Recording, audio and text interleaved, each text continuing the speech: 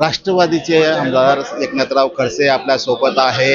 त्यांनी आज एक राष्ट्रवादीची जी बैठक घेतली आणि त्या बैठकीत त्यांनी असंख्य मुद्दे या ठिकाणी मांडले. भाऊ, आज राष्ट्रवादीची बैठक आपण घेतलेली आहे, काय विषय या बैठकीत झाले? विधानसभेच्या निवडणुका झाल्यानंतर ही पहिली बैठक या विधानसभा क्षेत्राची राष्ट्रवादी काँग्रेसच्या कार्यकर्त्यांची होती. विधानसभेमध्ये अपयश आलं या ठिकाणी, त्यामुळे काँग्रेस आपल्या राष्ट्रवादी काँग्रेसच्या कार्यकर्त्यांमध्ये काही नाराजीची भावना होती. आता आगामी कालखंडामध्ये स्थानिक स्वराज्य संस्थांच्या निवडणुका आहे, नगरपालिकांच्या निवडणुका आहेत, सहकारी संस्थांच्या निवडणुका आहे. या निवडणुका जिंकल्याच्या दृष्टिकोनानं कार्यकर्त्यांमध्ये जोश आला पाहिजे, उत्साह आला पाहिजे आणि म्हणून त्यांना मार्गदर्शन करणं, त्यांच्यामध्ये परत उत्साहाचं वातावरण करणं आणि या निवडणुका परत जिंकणं, तसंच सरकारचं अपयश जनतेसमोर मांडणं, मोर्चे आंदोलनामध्ये सहभागी होणं, अशा स्वरूपाचे मुद्दे या बैठकीमध्ये मांडले.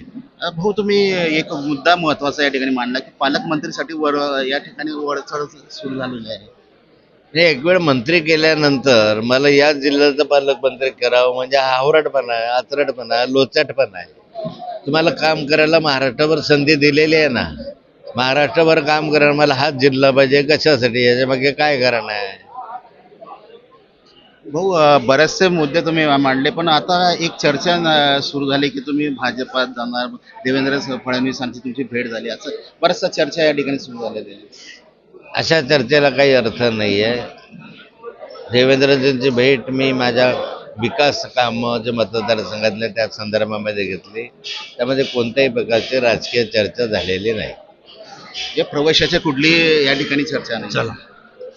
या ठिकाणी कुठलीही प्रवेशाची चर्चा या ठिकाणी झालेली नाही असल्याच्या नामदार एकनाथराव खडसे यांनी आम्हाला सांगतात. संजय महाजन, साम टीव्ही, जळगाव. देश विदेशातील प्रत्येक घडामोडींचे लाईव्ह अपडेट मिळवण्यासाठी आता साम टीव्हीच्या सर्व सोशल मीडिया प्लॅटफॉर्मला लाईक, फॉलो आणि सबस्क्राईब करा. तसंच सर्व नोटिफिकेशनसाठी बेल आयकॉन प्रेस करायला विसरू नका.